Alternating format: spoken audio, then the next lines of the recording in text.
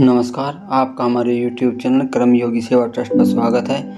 आज हम आपको इस वीडियो में इजराइल में जाने वाले श्रमिकों के लिए उम्मीदवार मानक रोजगार अनुबंध के बारे में बताएंगे।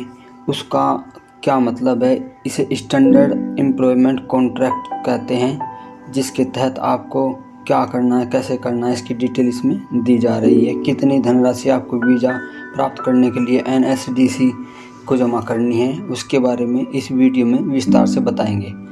NSDC ने सभी चयनित उम्मीदवारों को हार्दिक बधाई दी है और कहा है कि आप सभी खुशी से इजराइल जाइए। इजराइल में निर्माण श्रमिकों के लिए आपका मानक रोजगार अनुबंध अब उपलब्ध हो चुका है और इसके लिए SEC की पूरी तरह से समीक्षा करें, यानी कि आप उसे देखें, पढ़ें, उसके नियमों को सावधानीपूर्वक देखें, तब जाकर उसमें उसे स्वीकार करें। यानी कि हस्ताक्षर, अगर आपने हस्ताक्षर कर दिए तो यानी कि वो आपने स्वीकार कर लिया। इसलिए उसे पूरी बारीकी से हर तरह से जानकारी लेकर तब भरें। इस वीडियो में एक शब्द आया है SEC, यानी कि स्टैंडर्ड एम्प्लॉयमेंट कॉन्ट्रैक्ट, मानक रोजगार अनुबंध पत्र। यह आपके मन में विचार जरूर बना होगा, क्या चीज़ है।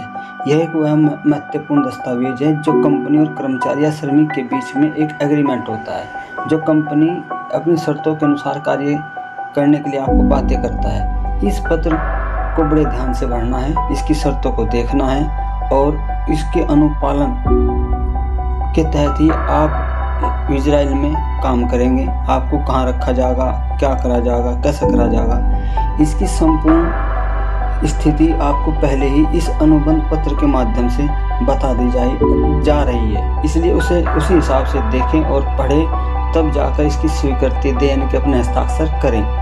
फिर कंपनी की शर्तों के मुताबिक कार्य करने के लिए आप इजराइल जा सकते हैं। इसमें टाइमिंग क्या होगी, आप कितने समय के लिए वहाँ पर रहेंगे, कितने साल के लिए रहेंगे, आप कहाँ काम करेंगे, आपको क्या क्या सुविधाएं दी जाएंगी, ये सारी बातें इस पत्र के अंदर खुली होंगी।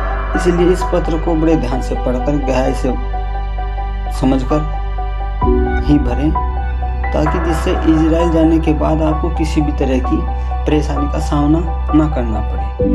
और अपने जो पदाधिकारी आपके साथ वहाँ मौजूद होंगे, उन्हें भी आप इसके बारे में जानकारी ले सकते हैं। स्वीकृति देने के बाद आप सभी पृष्ठों पर हस्ताक्षर करोगे और एक विशेष रूप से जो अधिकृत कर्मचारी आपके साथ वहाँ होगा, आपने उससे यह जानकारी साझा करनी अनिवार्य है, जिससे कि आप किसी तरह की परेशानी भविष्य में फेस ना कर सको। भारत गणराज्य सरकार और इजराइल राज्य के बीच जो समझौता हुआ है, उसके अनुसार जो उम्मीदवार है उसने राष्ट्रीय कौशल विकास निगम को पंजीकरण और प्रसंस्करण शुल्क, यानी कि एक सुविधा शुल्क कह लो, यानी कि ये सारा काम आपका NSDC करवा रही है। उसमें 10,000 रुपये प्लस उसका GST, यानी कि 1,800 रुपये जरूर देना होगा। इस प्रक्रिया के तहत आपने 10,000 प्लस 1,800 प्लस 55,000, यानी कि एक तरह से माना जाए तो 66,800 रुपये का भुगतान ऑनलाइन चैनल के माध्यम से करना होगा।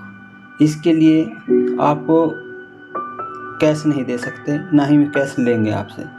यह किराया जो है एक गतिशील प्रक्रिया के तहत लिया जा रहा है, यानी कि जैसे कहते हैं जनरल टिकट के तौर पर लिया जा रहा है। आप कोई भी विशेष रूप से सीट नहीं कह सकते कि मुझे ये सीट चाहिए, रिजर्व है, ऐसा कोई मतलब नहीं है।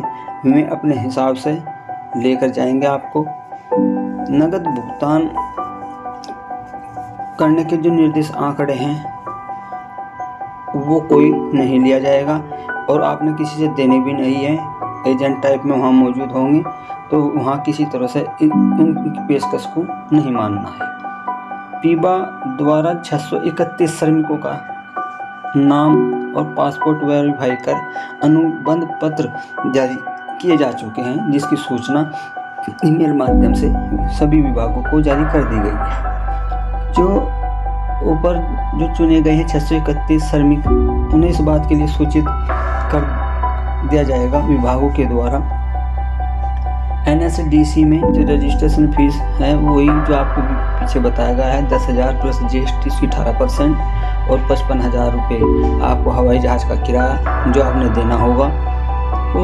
जो भी धनराशि है वो सभी UPI transfer, bank transfer, QR code के माध्यम से जमा कराई जाएगी, जो लगभग 66,800 रुपये के तहत होगी। अनुबंध प्राप्त करने हेतु अभ्यर्थियों को ITI अलीगंज एवं NSDC कार्यालय में बुलाने की कार्रवाई के संबंध में आपको सूचना विभाग द्वारा दी जाएगी या इस वीडियो के माध्यम से आपको दी जा रही है।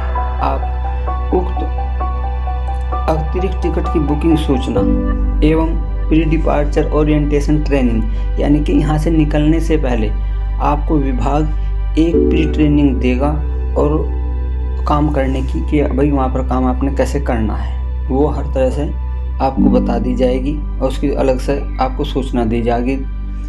अधिक स्पष्टीकरण के लिए आप किसी भी तरह की परेशानी से बचने के लिए बेझिझक होकर आप कॉल सेंटर ये जो NSDC का है वहाँ पर फ़ोन कर सकते हैं। उसकी वेबसाइट पर जाकर सर्च कर सकते हैं, कोई भी अपनी क्वेरी है। वीडियो में बताई गई जानकारी अगर आपको अच्छी लगी हो तो आप हमारे चैनल को सब्सक्राइब, लाइक और कमेंट ज़रूर करें और उन श्रमिकों तक यह सूचना ज़रूर पहुंचाएं ताकि जिन तक यह जानकारी नहीं मिल पाई वे शेयर करने का प्रयास करें, जिससे कि वे सभी श्रमिक इजराइल जा सकें जिन तक यह सूचना नहीं पहुंची। किसी भी प्रकार की सूचना से वंचित नहीं रहना चाहिए। सभी बातों की आपको जानकारी दे दी गई है और आप इस वीडियो के माध्यम से इसका लाभ उठाइए।